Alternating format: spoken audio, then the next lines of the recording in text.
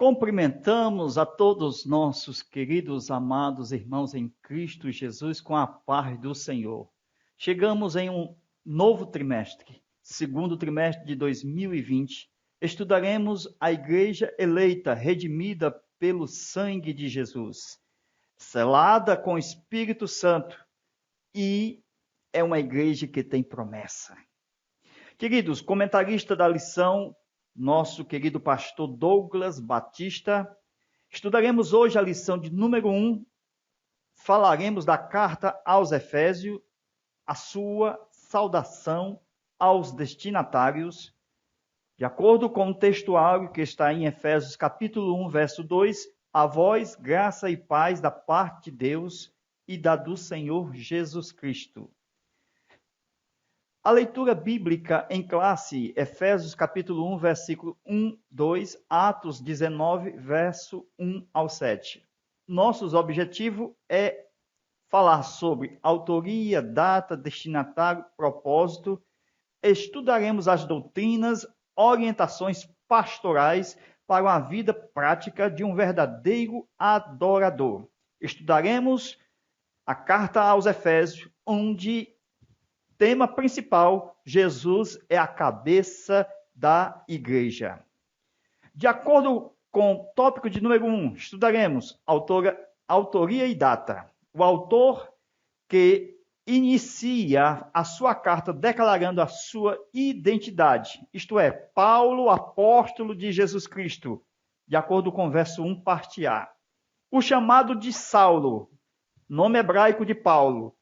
Também vamos conhecer como era conhecido o nome de Paulo, de acordo com Atos 13, verso 9, que é o nome romano, o nome Paulo. Atos 22 e 25. Por que Saul é o nome hebraico de Paulo? Estudaremos que Saul, o primeiro rei de Israel, lá atrás, foi da mesma tribo do apóstolo Paulo, de acordo com Atos 13, 21, Filipenses 3 e 5. De acordo com o primeiro tópico ainda, estudaremos a assinatura apostólica. De acordo com esse tópico, Paulo escreve 13 cartas. Temos a identificação de Paulo como seu autor. Romanos 11, 13. A reivindicação ao apostolado. Paulo sempre assegura que era pela vontade de Deus. Efésios 1 e 1. Paulo não foi escolhido pelos homens. Gálatas capítulo 1, versículo 1. Por quê? Nós vamos estudar. Queridos, nosso comentário de hoje. Estudaremos o método de escolha, esse método que Deus fez ao escolher Paulo, o mesmo Saulo em hebraico, Paulo é o nome romano.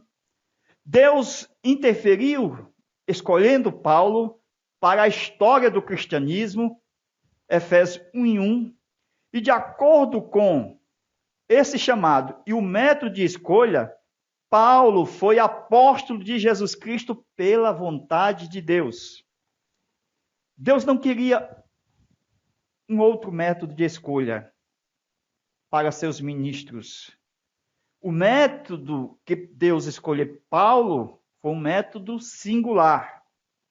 É claro que há muitos métodos semelhantes para o chamado, a qual o corpo da igreja hoje tem, pelo pastorado, a imposição das mãos e a unção com azeite.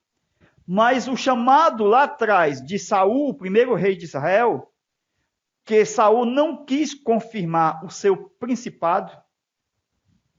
Então, semelhante ao método divino que hoje as igrejas fazem para chamar novos obreiros pela imposição de mãos, segundo a indicação da igreja, que é exatamente a igreja que está cheia do Espírito Santo, que é a Assembleia.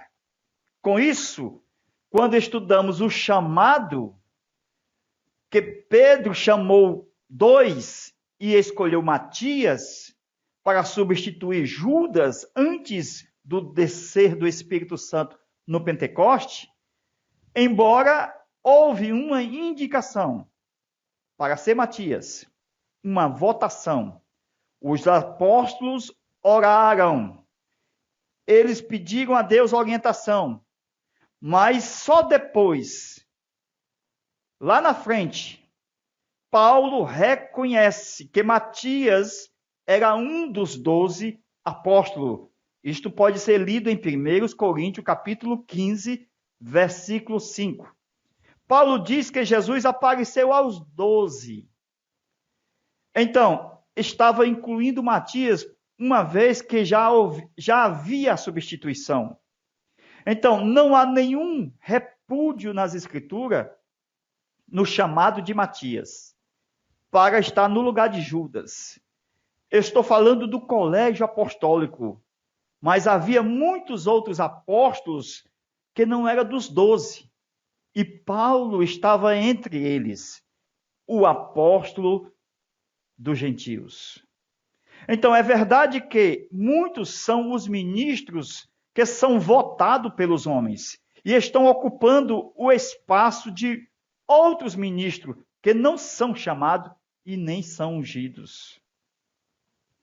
Então,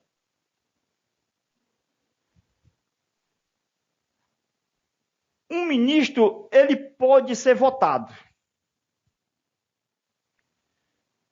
por uma liderança local, estadual ou nacional, mas tem que ser apontado pelo Espírito Santo que está na igreja e aprovado pela igreja, a assembleia, assim de que seja ungido para o santo ministério, para o exercício do seu ofício. Então, embora os ministros que são votados pelos homens atualmente, que ocupa somente espaço dos outros que são os verdadeiros ministros, que são chamados e têm unção, é verdade que muitos são chamados por ser o dono da farmácia, o dono do mercantil, e eles são chamados pelos méritos. Mas esse não é o chamado de Deus. O chamado de Deus tem a unção. Então, para que não haja precipitação ao ministério, os métodos apostólicos estabelecidos antes daqueles que são cheios do Espírito Santo são comuns ainda hoje. Os discípulos esperaram pela promessa do Pai no cenáculo, como Jesus havia lhes ordenado: ficai em Jerusalém até que do alto sejais revestido de poder.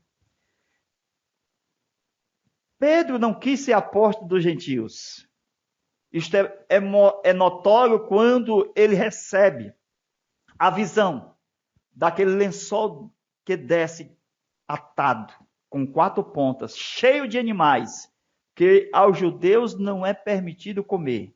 E quando por 3 vezes o Senhor diz a Pedro: mata e come, o texto não diz que Pedro comeu.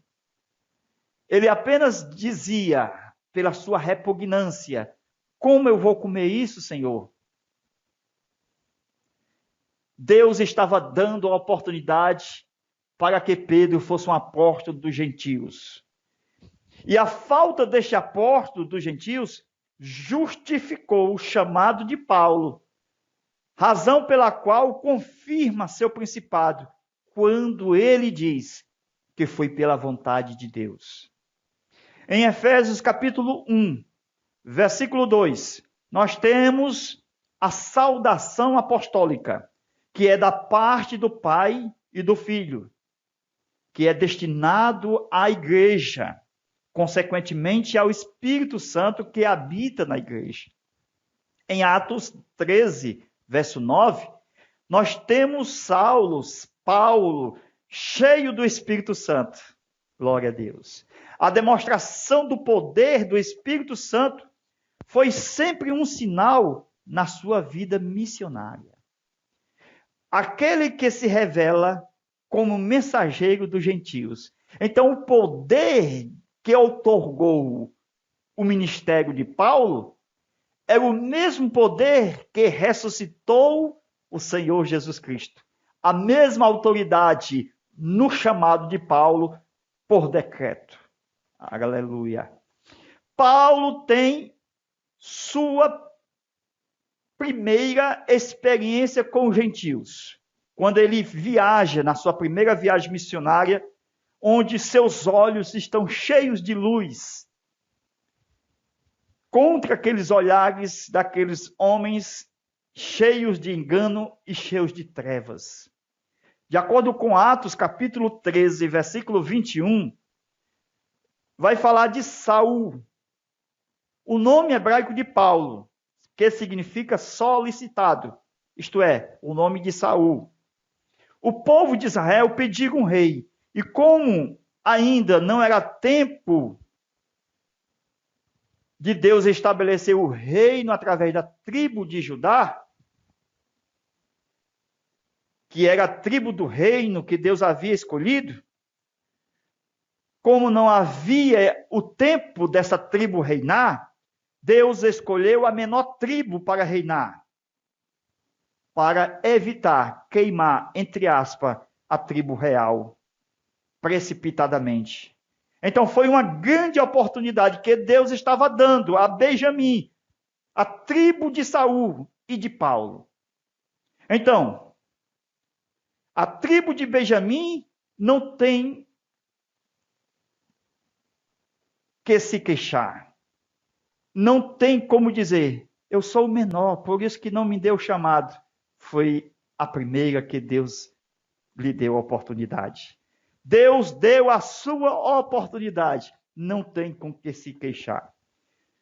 Depois que Saul falha, a tribo de Benjamim falha, Deus levantou a tribo original do reino de Judá. De acordo com o chamado, mediante a tribo de Judá, Deus tirou Davi. E de Davi tirou Natã. E de Natã veio uma mulher chamada Maria, da qual nasceu Jesus como herdeiro direto do trono real de Davi. Sem interrupções e nem intermediário. Não havia um rei entre Davi e Jesus. Jesus foi um rei original do trono de Davi. Segundo o que está escrito em Lucas, quando fala da genealogia de Davi e Jesus. Quando nós lemos Filipenses, capítulo 3, versículo 5, Paulo é circuncidado. Ele é da tribo de Benjamim, hebreu, fariseu, chamado de Paulo. Ele foi chamado para salvar a tribo de Benjamim. Já que Paulo é da tribo de Benjamim, e Deus deu oportunidade lá atrás, na vida de Saul, e ele fracassou, sujando o nome da tribo, então Paulo, ele salva, entre aspas, a tribo de Benjamim. Então, Saul não deu resposta, não foi bem o representante dessa tribo, mas Paulo, sim. Então foi através de Paulo, por meio dele, que se cumpre o propósito do evangelho chegar aos gentios. De acordo com Atos, capítulo 22, versículo 25, onde nós lemos que Paulo diz ao centurião, é lícito açoitar um cidadão romano sem ser condenado? Então, aquilo que eles estavam fazendo com Paulo, e quando nós comparamos, quando eles fizeram com Cristo, então, quando eles fizeram com Cristo, que não era romano de nascimento, mas Paulo sim, então eles não poderiam fazer com Paulo o que fez com Cristo. Glória a Deus. já não poderia fazer contra Paulo, quando já preparavam a vara onde estavam bem presas 2 bolas de chumbo. Paulo pergunta se esta seria a hora para usar da mesma autoridade que usou em Filipos. Na hora certa, Paulo revelou sua grande arma, o seu grande trunfo. Qual era? A sua cidadania romana. Até que veio o comandante e disse: tu és romano? Paulo sabia que se ele estivesse blefando, mentindo sobre a sua cidadania, poderia enfrentar a pena de morte. Ele disse: sim, sou romano. Atos 20 e 27. Paulo era o homem certo, para operar a metamorfose entre judeus e gentios na igreja de Cristo. O comandante estava cheio de medo quando ele ouviu Paulo dizer: sou de nascimento. Por quê? Porque o comandante estava diante de um cidadão original romano de nascimento. Por nascimento. Enquanto o comandante adquiriu a cidadania romana